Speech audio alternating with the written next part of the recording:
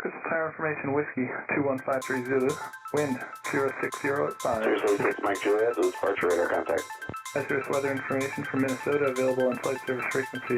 You've dialed in the Flying Midwest podcast, connecting aviators from across America's heartland,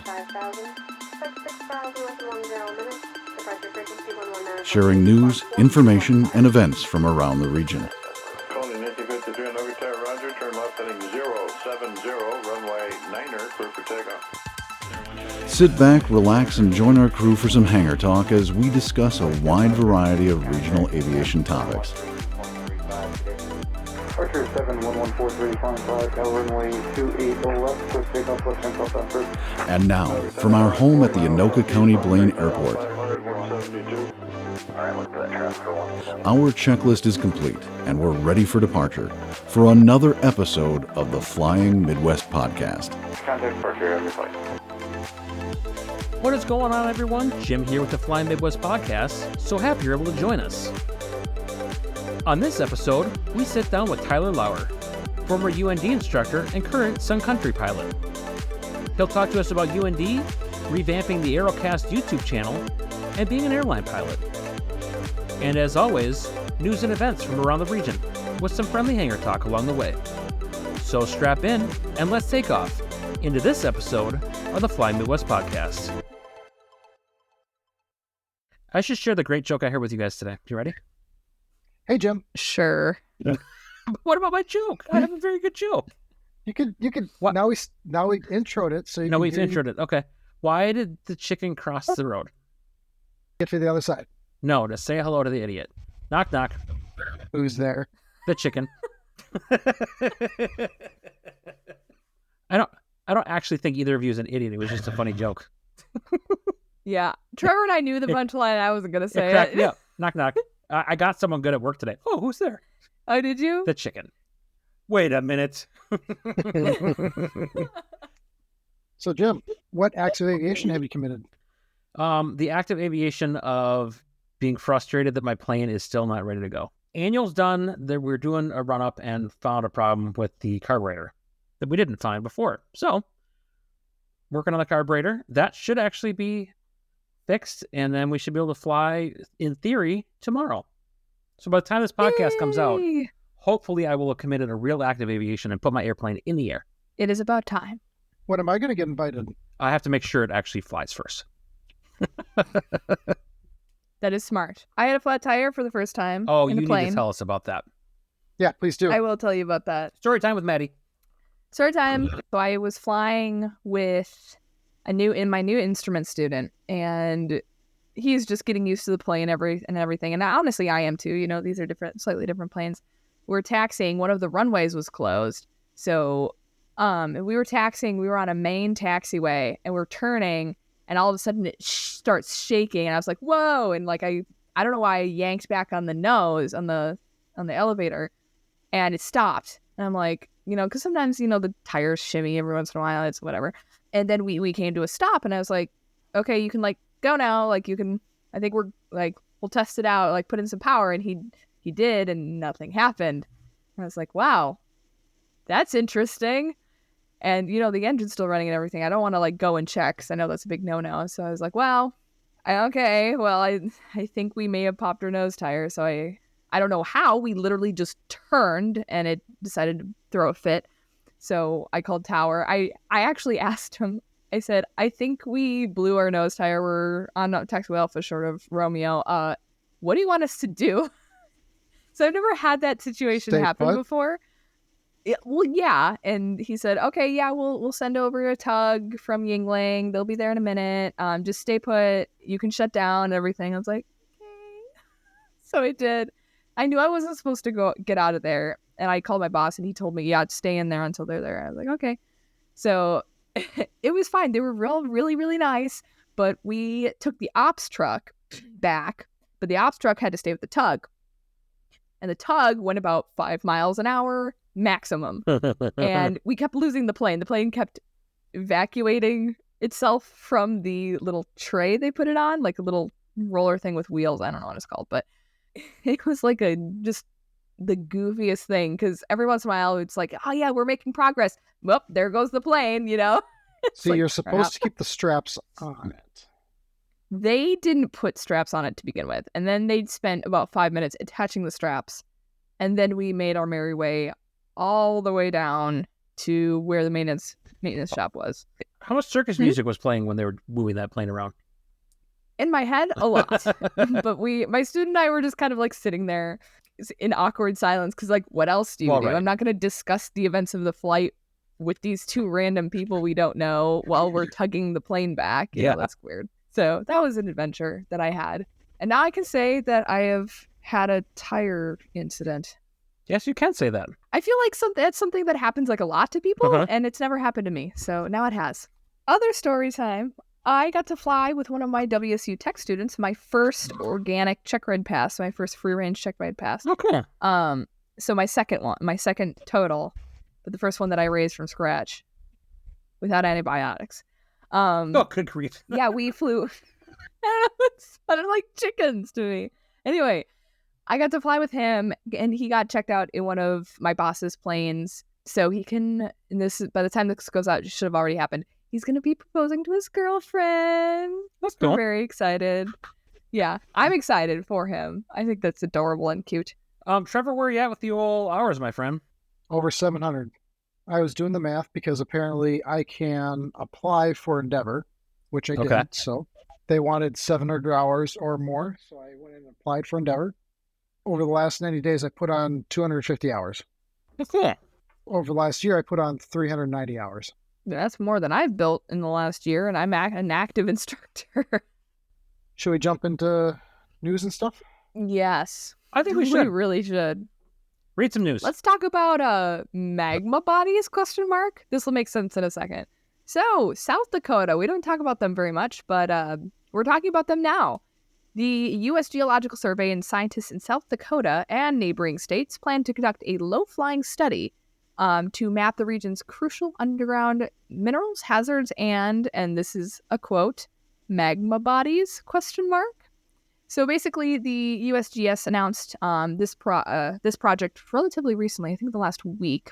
Essentially, these researchers will collect geological data from an airplane flying over parts of northwest Iowa, northeast Nebraska, southwest Minnesota, and southeast South Dakota, weather permitting, starting in mid-May. So the project will cover more than 105,000 square miles of land and is expected to be completed in about 4 to 6 months. So the data that they're collecting will be used to generate 3D models of this region in order to map where mineral and energy resources may exist.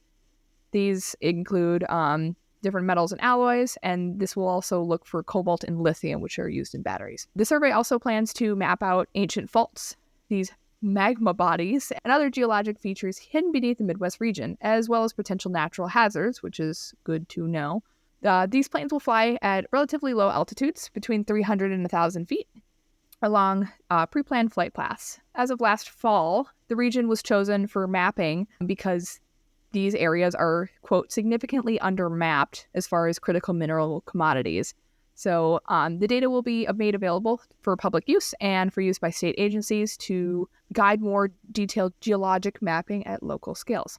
The airplane itself will be outfitted with instruments that measure variations in Earth's magnetic field and natural low-level radiation caused by different rock types, which is really cool, actually. This is part of the Biden administration's bipartisan infrastructure law, which has invested $3.2 million into this study. People are going to go look at rocks. I'd be more interested in looking at that airplane. I know. I want to see it. I want to see what kind of stuff they've got on it. Shall we head south? Let's head south, Trevor. Let's talk about Nebraska. So the Nebraska Department of Transportation has announced they have a new Division of Aeronautics Director, Jeremy Borrell. He's been in aviation for over 20 years. Worked at both Jet Links Aviation and Great Lakes Airlines. He had responsibility with fleet utilization, coordination, customer service, logistics. Jeremy is uniquely qualified to lead the division, having served a variety of positions that have provided a solid foundation of knowledge as to how aviation impacts Nebraska.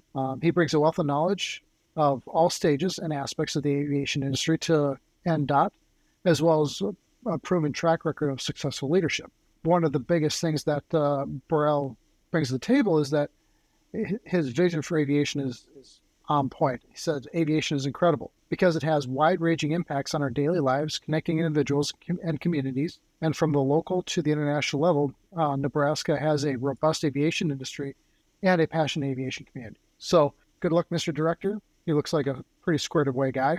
Staying in Nebraska, 7 airports within Nebraska win a $17.4 million series of grants. Airports in Ainsworth, Burwell, Norfolk, North Platte, Scottsbluff, Sydney, and Wayne are part of the second round of Airport Improvement Program grants. Under the program, the FAA typically pays about 90% of the project's funding, and the local municipalities will pay 10%. Scottsbluff in western Nebraska is going to receive the single largest grant at $12.1 million to mill and resurface runway 1230. Looks like there might be some disruptions to air carrier service during that time. Ainsworth received $500,000. Sydney and Wayne, they both got about $450,000. Airports in Kearney and Grand Island and North Platte received grants about $1 million for various projects. Now, one thing that was kind of interesting is that over the next year, Omaha Airport Authority will launch a $600 million effort to modernize Epley Field, which has not seen major changes since the mid-1980s, which is kind of interesting. The schematics that they have and the kind of drawings that they have make it a very interesting-looking little airport. If you're kind of interested in that sort of thing, go take a look at the designs that they have in store. Are you guys taking pictures? On to the lovely state of Ohio. I say that with no vitriol whatsoever. Ow. That's what you get for mocking Ohio. Huh? Damn Skippy, that's what you get. Don't mock Ohio. You get hurt. Continuing, Ohio's governor has announced that the Ohio State Highway Patrol will be enhancing its aviation technology in order to improve air support to local law enforcement agencies. This is part of the Ohio Violent Crime Reduction Grant Program, which is allotting approximately $6 million in funding to be awarded to the Highway Patrol. The funding is specifically going towards improving their live streaming aviation technology. Right now, this video streaming capability is limited to Columbus and Akron. In other parts of Ohio, pilots must describe what they are seeing to those on the ground. So during dangerous and evolving situations, they say the flight crews have a bird's eye view of the scene below, but it's just important for on-site incident commanders to have this perspective as well. They want to extend it across the state so they can better support local law enforcement. This new equipment will be installed into existing multi-agency radio communication systems in order to establish communications between flight crews and ground teams. We're going to head northbound now, up to Bismarck, North Dakota. Several groups of 5th graders were able to go on a field trip to the Bismarck Municipal Airport to see about the jobs that they have there. The Bismarck Aero Center hosted them, and they wanted to show them some of the career paths they could possibly take in aviation. So kids had the opportunity to talk with pilots who flew for the military, people who work for game and fish surveillance, as well as pilots working for charters. Workers on the ground also kept these kids busy, showing them maintenance jobs, TSA, and running the equipment to keep the runways clear. One of the air medical pilots spoke about how the children's faces just lit up when they were told they were able to crawl right into the cockpit.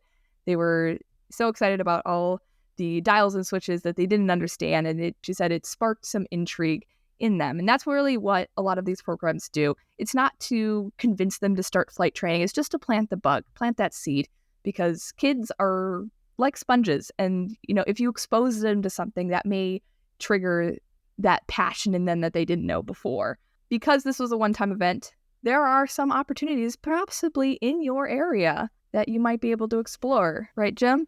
There's all kinds of programs that are available for youth that are seeking to get involved in aviation.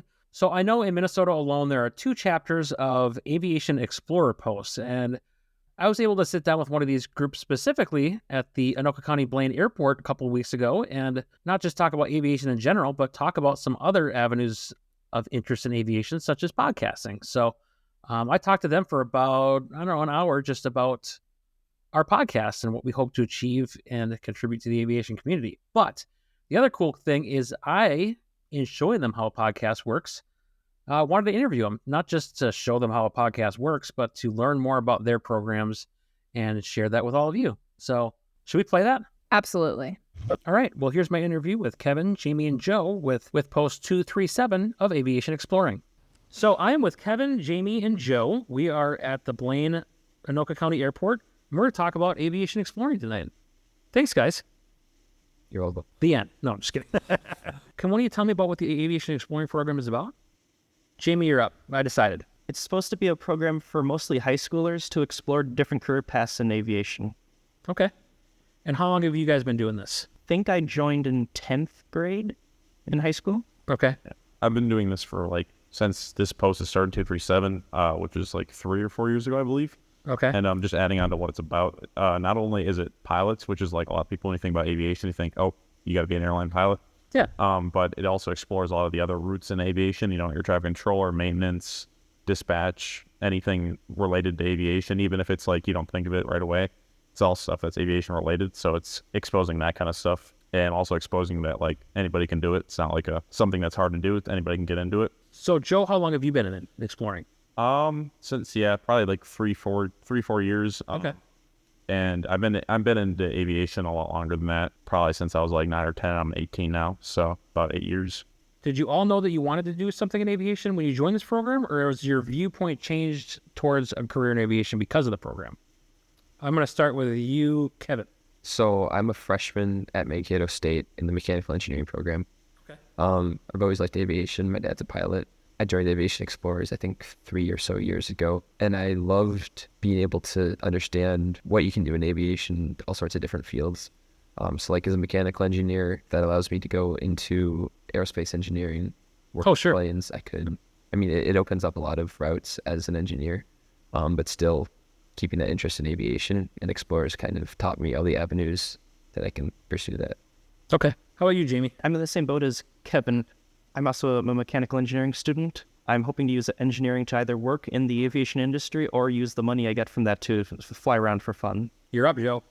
Yeah, so it's I'm still in high school. So I've always wanted to be an airline pilot, so I knew that coming into the Explorers. Although I still want to be that airline pilot, I think it's really the tours that we've done, the experiences, the people that have come in and talk have kind of opened up kind of an appreciation for other fields in the industry, mechanics and ATC and a bunch of other stuff. And just being around that, like I said, it's a new appreciation, and also some more ideas if for some reason my medical goes bad or something. It's definitely some backup routes that I would consider now that I definitely probably wouldn't have considered before just because I didn't know about them, and it's nice to be exposed to that. As being part of this program, what is the coolest experience that you've had? Let's start with you, Joe. I think it'd have to be a tie. We went to pretty recently, actually, I think about a month ago, we went to the traffic control tower at Minneapolis. Okay.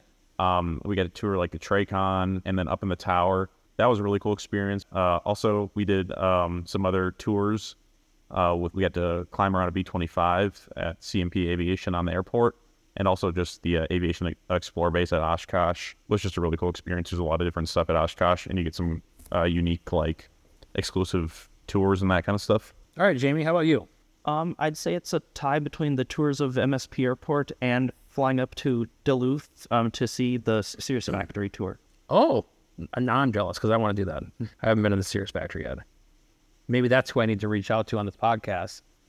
Cirrus, if you're listening, we want to come check out your facility. It might work, it might not. I don't know. How about you, Kevin? For sure, Aviation Exploration Base. Yeah, that's the biggest thing. The behind-the-scenes experience is awesome. I've been going to Oshkosh since I was a toddler, and so the last 2 summers, and then planning on this summer as well, being a volunteer there, getting the behind-the-scenes scoop, being able to help out, a really cool experience. So, for those not familiar with aviation exploring, what is the Explorer base at Oshkosh? Explorers from all over the country, we come and camp in tents in this little area we have on the grounds of Oshkosh. Camp together, and then during the day we have volunteering shifts to go help out and run AirVenture, keep people safe, count planes, keep things organized, park planes. And then when we're not volunteering, we just get to explore. You also get a great tan or sunburn. I bet you do. One of the things that I like at Oshkosh is the behind-the-scenes tours that we get there. So in 2019, I got to go up in the control tower and see that. So cool. Yeah, that was pretty cool. Then we also usually get a tour of the Air Force refueling plane they have. Okay. How do people find out about aviation exploring? What we do is we go to a lot of Young Eagle events, and a lot of places where people that would be looking to get into aviation in our local area would be. I also believe there's a website, and you could probably look up your local EAA chapter. A lot of times they're kind of like interlinked. So I want to thank all three of you for sitting down and chat with me. What the people at home don't see is the room of people staring at you as we're doing this, because this is part of a presentation I'm doing with your chapter, and I thought it'd be cool to ask you guys about your program and share it with others. So if there's other, teens out there that are interested in aviation, they can find a way to get involved. So I appreciate you guys sitting down and talking to me. Yeah, thank you. It was really cool to hear from those kids, Jim. I have the opportunity, the pleasure of actually getting to volunteer in one of these Explorer programs down here in Wichita. These teenagers will get to come to Aviation Academy and the surrounding area, and we will be doing tours of the maintenance facility that's near us. There's one for TSA. We're going to do one in the sim. We'll throw the kids in the sim for a little bit. So we have a lot planned. We're really excited to do that. And you can do it too. There is a lot of opportunity for volunteering and stuff. It's not too much time out of your day and you want to volunteer, this would be a great opportunity. And the kids love it. Hey, would you like to know where to hear more information about aviation exploring? I sure would. So, if you're interested in aviation exploring, whether you are a youth interested in aviation between 6th grade and 20 years old, or you are interested in volunteering, exploring.org/aviation, and we'll put a link to that in our show notes. Thus concludes the news for this episode. Jim, please take it away for events. I would love to talk about some events. For our first event, join EAA Chapter 237 at the Anoka County Blaine Airport Saturday, June 3rd from 10 a.m. until 2 p.m. for their annual Blaine Burger Bash fly-in. The event will be on the north part of the airport at the Atlantic FBO. There's no landing or ramp fees, and there's a $1 per gallon fuel discount if you attend. More information can be found at EAA Chapter 237. Up next, a vintage hangar dance at the Kelch Aviation Museum at the Brodhead Airport in Brodhead, Wisconsin. This event will be Saturday, June 10th at 6 p.m. They've teamed up with a local big band to bring you back to the time of 1940s for their first ever hangar dance. Tickets for the event will be $25 online or $30 at the door. The event features raffle prizes, a dance competition, snacks and drinks, vintage costume contests, an 18-piece big band, as well as vintage airplanes and automobiles on display. Next up, our friends at the Columbia Regional Airport are hosting their second Pounds for Pancakes fly-in. This event takes the traditional pancake breakfast at the local airport and turns it into a great cause for the community as well, with a food drive. Last year they collected over 500 pounds of food and enough cash donations to provide over 900 meals for families in mid-Missouri. Join them for a cup of coffee and a stack of pancakes, and bring what you can to donate to local food shelves. Over to Wisconsin now, where over the weekend of June 16th, the Wausau Airport will host their Wings Over Wausau event. That event takes place on June 16th and 17th at the Wausau Downtown Airport. Admission to the event is $5 per person, and children under the age of 12 are free. The event includes an air show every day at 5 p.m. that will include the Aeroshell aerobatic team, air show performer Skip Stewart, Mike Vaknin, and Susan Dacey. Much more information on this event is available on the link in our show notes. And another big event the weekend of June 16th is the Columbus Air Show at the Rickenbacker International Airport. This event will feature the United States Navy Blue Angels, Stowell Air Racing, and a whole lot of static displays. Gates open for the event at 9 a.m. and close at 5 p.m., with the heaviest concentration of flying occurring between noon and 4 p.m. And that'll do it for our events. Before we jump into our interview for this episode with Tyler Lauer, I want to talk quickly about Lightspeed. I have the Lightspeed Sierras. I do. I love them. Like them. I've had that headset for probably a decade. It's held up the test of time. I am not easy on my gear sometimes, and it stood the test of time. And even some of the parts that are on there that do show a little bit of wear and tear, like the foamy part on the earmuffs, those are easily replaceable. I've replaced those once already, as well as the little foamy cover for the microphone. So, all right, so I'm just going to throw this out there. If you haven't picked up what we're throwing down just yet, we are an affiliate of Lightspeed. I've been a big fan of their products for years, and I'm pretty humbled to get the opportunity from Lightspeed to be part of this affiliate program and tell others about the Lightspeed products and hopefully encourage others to look into those as well. So as far as the Delta Zulu, which is their newest headset, It has all kinds of cool features that you can personalize. They have a CO sensor that you can actually look at data on their Lightspeed app. You can also create a hearing profile. You can record your radio conversations on the app and play back transmissions in case you've missed one of them. So all kinds of cool features that they have with that headset. If you are interested in a Lightspeed headset of your own, we will post a link to our affiliate page for Lightspeed Aviation in our show notes. This episode, we are happy to welcome Tyler Lauer, who was the brains behind the latest and greatest of the UND Aerocast back during COVID times. While transitioning from being an instructor in the Aerocast to an airline pilot. At the moment, Tyler is now an airline pilot, but we are going to take a step back in time and talk about his revival of the UND Aerocast and his process in doing that, and a bit about his story of his pilot journey. Welcome, Tyler. Hey, Tyler. Hello. Thanks for having me. Yeah, thanks for coming back with us. I'll just explain right now because the audience doesn't know, but we do. This is our second attempt at this interview because of faulty editing and production on my part. So thank you for your patience with us and for coming back on. Not a problem. Happy to be back. So are you ready to start off with our Fast 5 questions? Let's go. Even right, faster. So, question number 1. Favorite aviation YouTuber? No, I mean, TBM's a pretty, that's a pretty next level airplane. I didn't even think about that. Very fast single engine turboprop. So it's, not a big popular GA per se airplane, but really good corporate bird, or if, got plenty of money and you want to go somewhere quick, that'd be a great airplane for it. So what is the ugliest aircraft in your opinion? The ugliest aircraft. Honestly, I gotta say, I don't know what my answer was last time. This is great. So the UAV that I flew for the Army, the MQ-5 Bravo, we referred to it as the Majestic Sand Manatee. It's just an ugly looking airplane. It's a pusher puller, built in the 1980s. Just a real piece of work. Now I'm gonna have to go look for a picture of that one. Oh yeah, that is ugly. Yeah, please. Yeah, it's really ugly. Maybe it's take a Skymaster and pull all the redeeming qualities off of it. Let's make that the episode thumbnail. All right, question number 3. Favorite air show or fly-in venue? I think the Duluth Air Show, because it combines several of my favorite things. Obviously, airplanes being number 1. Duluth is a favorite location for my wife to go to.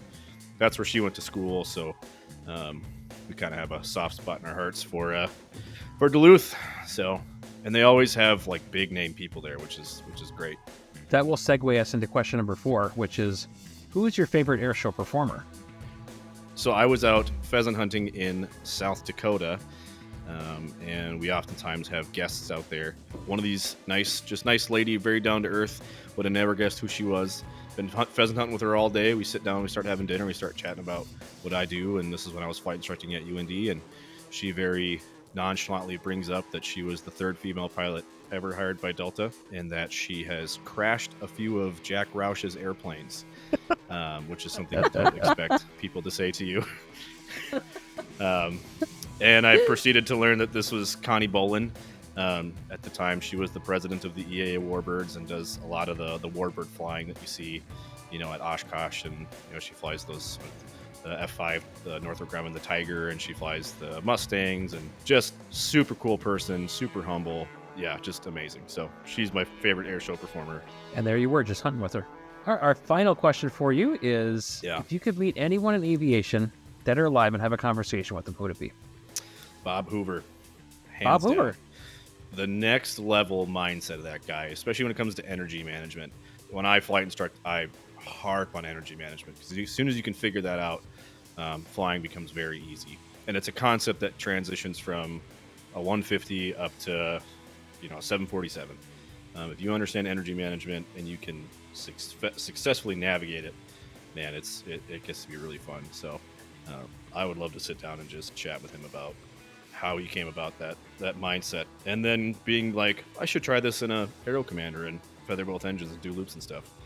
So kind of been one of those things where it's like, I think I could do that. Yeah, I can. And do then he that. went and did it. Yeah, I can do that.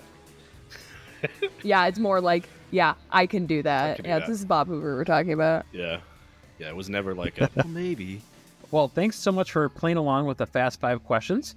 Yeah. All So, right. Tell us a little bit about your background in aviation and what led you down this path. When I was a kid, we'd find ourselves, at the Denver airport, and I'd be just oohing and on over all the airplanes. And so that was my earliest memory of like airplanes are cool. And then when I was joining the Army, I was kind of heart set on military police.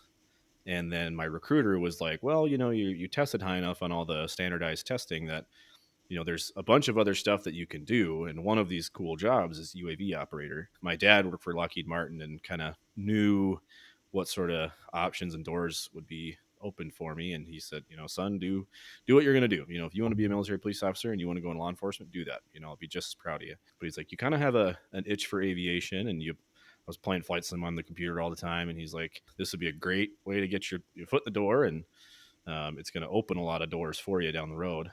And so I took my father's advice. And that night I joined the Army to be a 15 whiskey unmanned air vehicle operator. The rest was kind of history. I just really dove headfirst into it and tested really well in the Army, and got onto the MQ-5 Bravo platform, which was an upgrade platform. Deployed with the Army, got hired by Northrop to do that. That's where I got into teaching. Was an instructor with Northrop, and then ultimately went to University of North Dakota, used my GI Bill to pay for flight school, and that was the first time I really got into the manned side of aviation, actually sitting in the cockpit and flying. And I thought I had dove headfirst into it when I got in the Army, but when I went to school and started getting in the airplanes, I just couldn't stop. I really got going, and flight instructed for 3 years up at the university. Got my bachelor's degree in commercial aviation fixed wing. I was a lead flight instructor up there, and then ultimately decided to make the jump into the airlines. And now on my second airline, I flew for SkyWest, and now I'm flying for Sun Country. So it's been a fun 12 years, and that's looking awesome. forward to more. So talk to us a bit about the UND program. How did you end up picking that program? Yeah, so I was looking at flight schools. I knew I wanted to get into aviation and fly manned stuff. In the Army, I was kind of at a crossroads where I could re-up, re-enlist. And if I was going to stay, I was going to drop a warrant officer packet, which is the main flyers for the Army. I didn't really want to fly helicopters. I still don't. So I was like, nah, I don't want to do that. I was talking to my company commander at the time. The unit that I was a part of, we were an aviation unit, and all of the officers and warrant officers were RC-12, MC-12 Liberty pilots. So they're all King Air pilots for the Army. And so my company commander, he was like, if you want to fly fixed wing, I would say your two options are get out and go to college and join the Air Force, or get out, go to college and fly for the airlines. Like those are kind of your options. But he's like, the Army, it's a really, it's tough to get into the fixed wing because the Army's not known for fixed wing. Right. He was the first one to kind of, you should look at civilian flight school. That's going to be your direct entry, get into it, guaranteed fixed wing. And so he sent me in the direction of Embry-Riddle, which is where he went. And then I started looking to something closer to home because I'm from Minnesota, and I was like, well, I don't want to be across the country. Started looking, I found Grand Forks, and I was like, oh, that's a cool flight school. And then Northrop Grumman called me and was like, do you want to deploy with us and make a bunch of money? And I was like, I would love to do that. So I went down range, and down there was a really close buddy of mine named Rob Gale, and he was a former flight instructor. And when economy went down the hill, he got on with the UAV stuff to deploy to basically pay his bills and make money. But I came into work one day, and he was just hounding me of like, you got to get out of the deployment cycle. You got to go to school. Like, get out of this. Get away. Go. And I was like, I don't know. And came to work one day, and because we had access to everybody's like personal information, he had basically filled out my entire application for me for UND, and was like, you just got to finish it. Yeah. And he was like, you just got to finish it and submit it. And I was like, okay. So I submitted it, and 10 hours later, I got the "you're in" email, and I was like, oh wow, I guess I'm going to college in the fall. So cool. Yeah. And I had mentioned to him UND, and that from everything you see, it's a very well organized program, and just at first glimpse, it looks like a great place to go to school. So having gone to UND now, it's a very highly established program from the ground level up to the highest the highest training level. And then as a veteran, it was huge because the University of North Dakota is very GI Bill friendly. Oh, okay. They have a whole veterans office, and they have several full-time employees there that do counseling, and they help you with VA funding, and just really, really good place to go. So Tyler, could you talk a little bit about your advancement through the UND program, how that kind of looked for you? Yeah. So I was came in with basically 0 flight time to my name, and so I really did the whole 0 to hero version of the program. Started in the fall of 2016, and you start in AVIT 102, which is their private pilot ground school and flight lab, and that's a 5-credit ground course. You're going through everything, which is very intensive.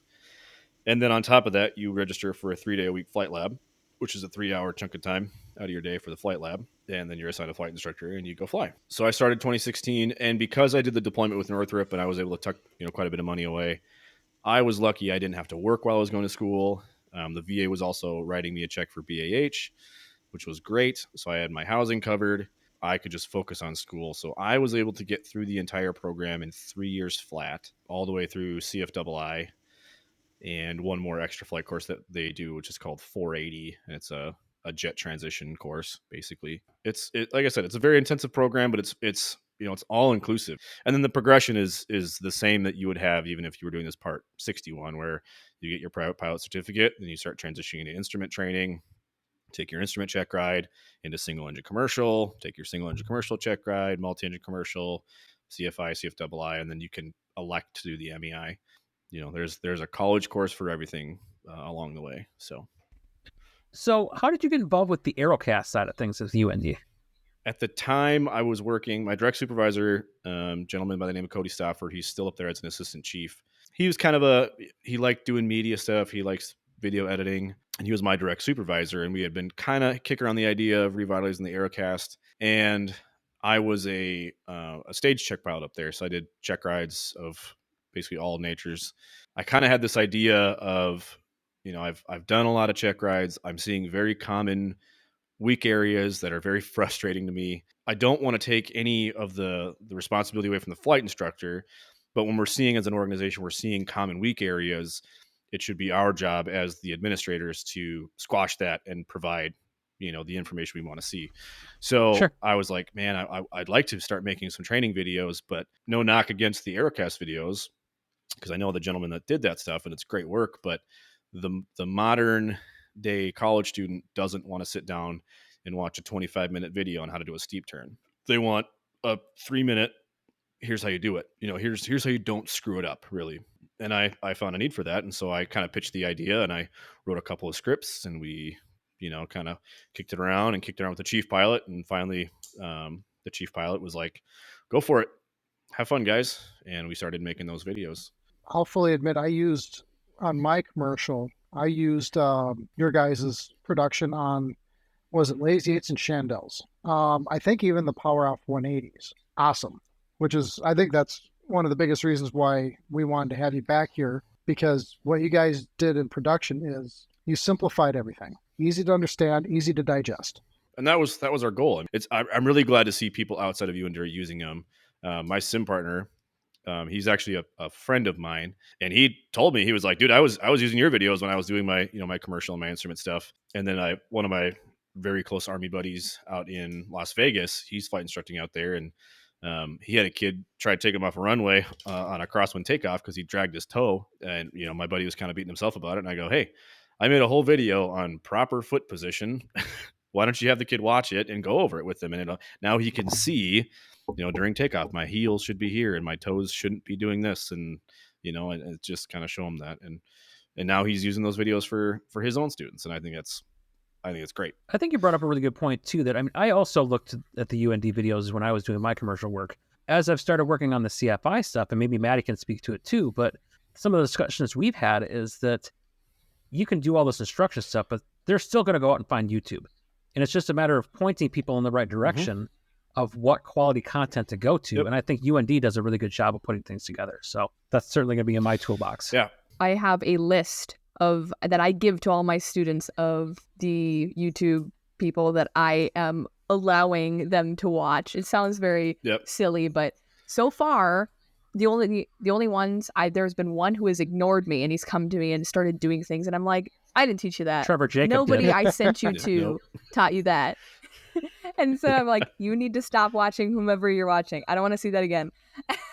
But otherwise, at least giving them the option, because I interviewed each one of my students, and at one point I had like 18, and each one of them said, when I asked them what kind of learner they were, they said, I like to watch videos, which is very, very common. And I think you knew that going into Aerocast and how valuable of a tool it can be in the right hands. Yeah. And as a flight instructor, there's nothing worse than being like, you ask a question, you get an answer, you go, where did you learn this? And they go, well, I heard it from a buddy of mine who heard it from his friend's flight instructor. You're like, this isn't the telephone game, dude. That's not how this works. And so, when I'm making those videos and I was writing the scripts, the only references I used were FAA references, because when it came back to the whole reason I was doing this as an examiner, that's the only thing we examine you on is FAA references. I'm not asking you what so-and-so said on that YouTube video one time about gyroscopic precession. I want to know what the FAA has given you, what they say about it. If you're doing it correctly and you're utilizing the proper resources, it makes it a home run for these kids. I like too what you said about that.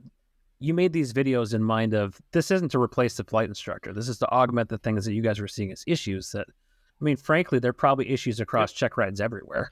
100%. And it's some of the videos where you just go into the ACS and look at, the ACS will tell you, here's the weak areas. And so it's like, we'll just cover some of these. The FAA has identified them as weak areas for a reason. So, but if, in a given semester, I probably did 20 private pilot check rides. Well, I'm going to get a pretty good grasp if there's 300 kids in the program and I do 20 check rides. Okay, well, I'm going to get 8% of them, and I'm going to see pretty good, what the population's doing, and if we can adjust our teaching for that.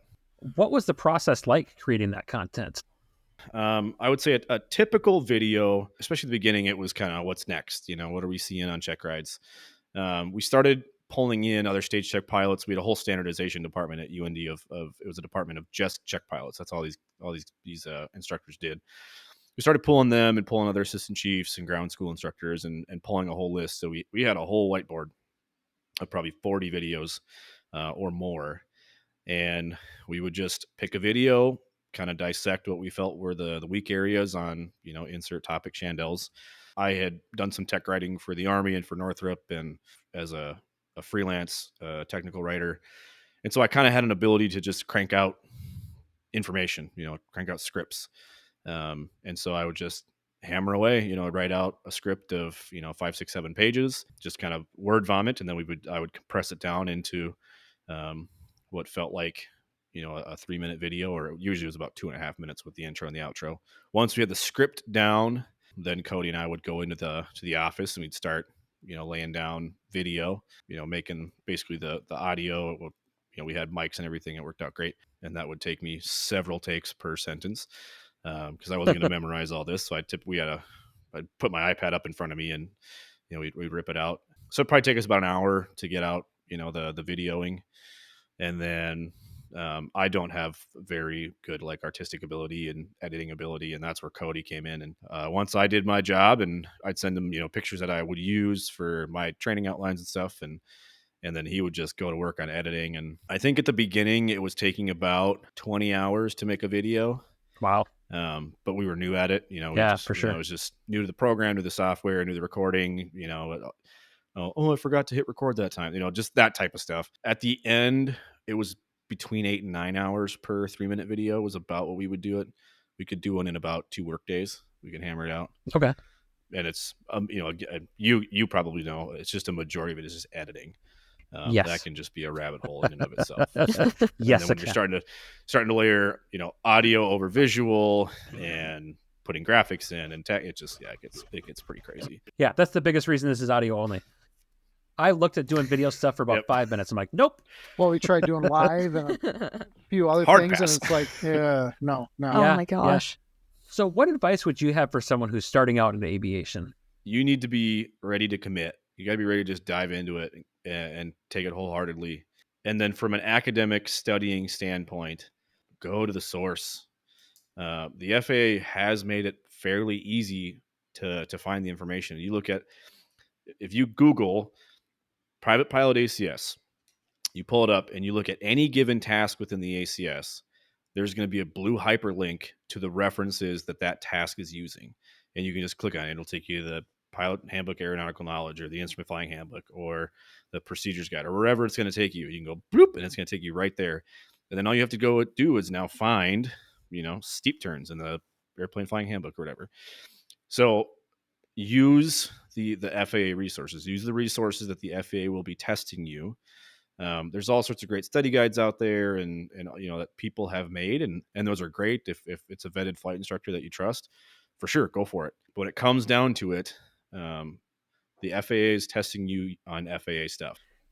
Ooh, I have a question. Maddie has a question. What was your favorite 3-minute Thursday to film? That's a good or one. just produce? So the foot position one was the first one we made. So that one's pretty memorable. I also really liked the Chandelle because that was one of the first ones we actually went and flew. We actually got in the airplane and that was really fun to like go to the chief pilot and be like, "Can we get an airplane for a few hours for filming?" And he was like, "Yeah." Just like cut us a dispatch slip and he's like, "Yeah, go for it. Here you go." And so, but that was cool because as a flight instructor, you very rarely get to fly for you. You very rarely get to just jump in an airplane and go have fun. You're always teaching. There's always a purpose to it. And so that was like I had been flight instructing for, I don't know, 1.5, 2 years at this point. And, sometimes you do currency flights and you just grab an airplane, you go do, you hammer out 3 patterns. But that was the first time I just got in an airplane. I didn't have to teach anything. I could just like go out and, fly around. And yeah, we were doing performance maneuvers and stuff like that. But it was fun to be like, I don't have to teach this. I just go fly, just get in an airplane and go have a good time. So the Chandelles one was the first one. And in that, I think we filmed for like Chandelles and Lazy Eights and, a couple other of, the in airplane filming that we did. So, so those were probably some of my favorite ones. You guys ready? I mean, I'm ready. Oh, I'm always ready. Kind of the question is, are you ready for our most fun question that we ask? I'm almost nervous how excited you guys are. This is like our favorite part because it's always kind of a hot take to see what happens. So it's that time of our episode. Yeah. Tyler, what is your unpopular aviation opinion?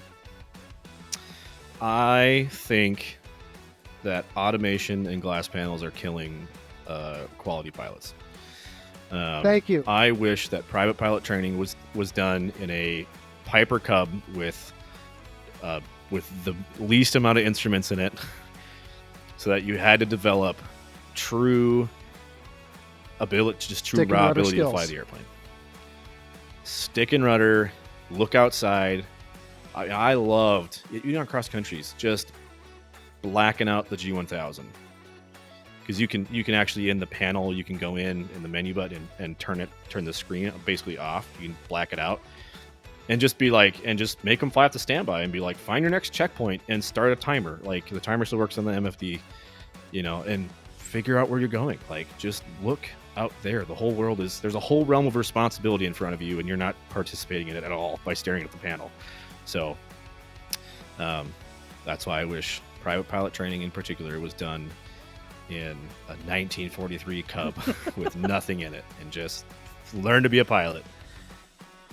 I tried to simulate that as much as possible. Actually, the first student I sent for a cross-country stage check, he was so dead on. He was adamant about using like the paper and doing all that stuff. He didn't touch his iPad for it and everything. It was great. I was really proud of him. And he went out with my boss for the stage check. And he didn't want to use the GPS. He's just like, I know I'm going that way. I'm like, yeah, and they did the GPS Direct 2 to see how close he was. It was like within a degree. I was like, yeah, yes. I'm so proud. I ended up teaching a Japanese conversion course at the University of North Dakota. A couple years back, we sent a handful of our assistant chief pilots over to Japan, and they went through the basically Japanese DPE, and got certified as Japanese DPEs, so they can come back here. And Tokai Airlines, they send their students over to UND for their entire undergrad, and then we have the authority to do a 500 level multi-engine course with them. It's called 510 and 515. One's a VFR course, one's an IFR course. And then at the end of those courses, they issue their Japanese commercial and their Japanese instrument certificate, so they can go back and start flying for the airlines. Huge. They do this in the Seminole. It's a multi-engine course. They are not allowed to use the GPS. They are not allowed to use autopilot. It's all hand flown.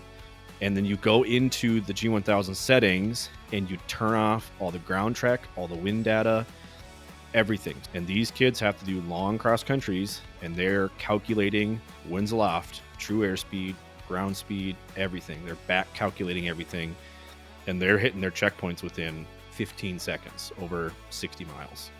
I mean, they're just incredible accuracy. And so it was just to see that high level of learning and understanding. And I mean, these kids were great pilots, amazing students. And that was where I was like, man, we should be doing this. Like, what? These kids understand flying. Well, heck yeah. Unless you got anything else, I think that's all we got for you, Tyler. Yeah. It's great to be back. Hopefully this time is more successful than this the last. time we'll actually save the audio so we can make it into a podcast. Good. Very good.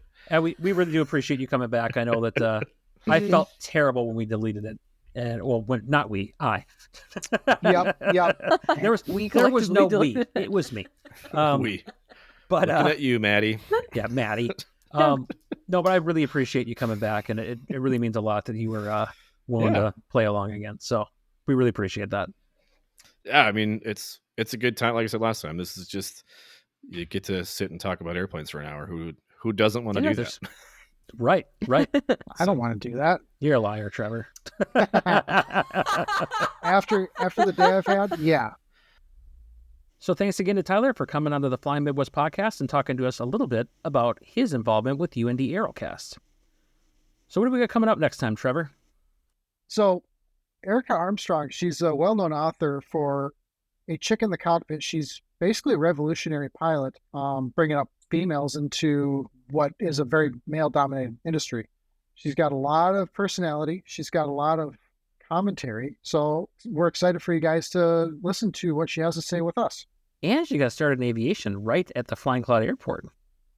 Did she really? She did. Yeah. I've followed her Facebook for a long time, and she's very entertaining and is very insightful about a lot of different issues. And she's opinionated. I like that. Yeah, she's got a good social media presence. So we'll be excited to bring her on the podcast in our next episode. Air Show and Flying Season is here. Represent your favorite podcasts with some of our t-shirts. Or tank tops. Or hats. We have those now. I'm going to get a hat. Sometimes a sweatshirt is warranted. We have those as well. They're pretty cool. Go check them out. We have them in virtually every color you could ever want. In case you need the link again, it's flymidwest.com/merch. If you want to get a hold of us, flyingmidwestpodcast@gmail.com. Or maybe any of our social medias. That too. If you or you know somebody who would like to be on the podcast, please give us a shout. We would love to speak with you. Yeah, we're pretty chatty. Yeah, we'll talk to just about anybody. If it's about airplanes, we are good. I concur. So until next time. See ya. See ya. See ya.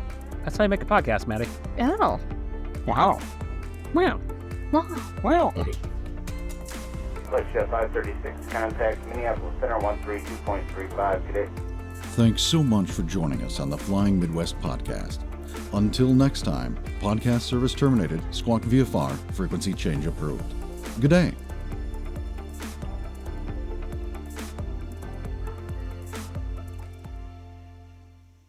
All right, I'm sorry. Carry on with your introduction, Trevor. I'm sorry. Well, I was kind of hoping that we would start the introduction, then you'd tell the joke, then it would roll right in. So I screwed it up? Yep. Damn it. Yep. Well, what acts of aviation have been... I can't talk. Well, it's 10:05, so... Yeah. We're off to a great Frankly, start, the guys. fact that I'm awake is a miracle. There was a really nice Cherokee 180 sitting on the ramp. the other day, yesterday, I don't know what day it is, and I was like kind of drooling over it. Usually GA planes don't get parked by us. Jim, They park elsewhere, but that's really, really noisy. And your bag, too.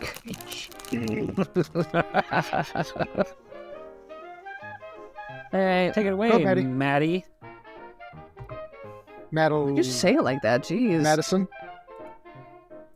No, we're done with that. No, we're done. Madeline. No. Matilda. Matilda. That's not the worst thing I've ever been called. All right. Go, Maddie. I know. Jeez, give me a sec. Everybody's on my ass tonight. Please don't include that. I just felt that I needed to. Let's go, Maddie. Bismarck Municipal Airport. See, this is the kind of research. Automated weather right? observation. Sorry. 1, 2, 5, 3, Zulu. I'm simply a volunteer. You volunteer as tribute? It is 10:45. My brain has left the building. Maddie, do you remember? What's up, Or do you want me to talk about it? Are you talking to me? Yeah, your name's Maddie. I didn't hear you. Yeah, I said Maddie. I heard everything but my name. Okay, I didn't know if you were talking to Trevor. Maddie was the first thing I said, and then I said all those other things that you did hear. Anyway, I can't use the whiz wheel. That's also on my list. Don't get mad at me. Make sure that's in there, Jim. Yeah. It's in the book. It'll go in the bloopers. It's a point of embarrassment, trust me. That could be under her name tag if you ever go to a live show. It can be like, Maddie can't use the whiz wheel. I feel like that's what she said, but don't quote me on that. I make a lot of mistakes. Well, who doesn't? Feel free to use that in the bloopers, Jim. Okay, I will. I think that's a good idea because Trevor has to fly too. Trevor's going to try to put on 12 hours tomorrow. Trevor's referring to himself in the third person.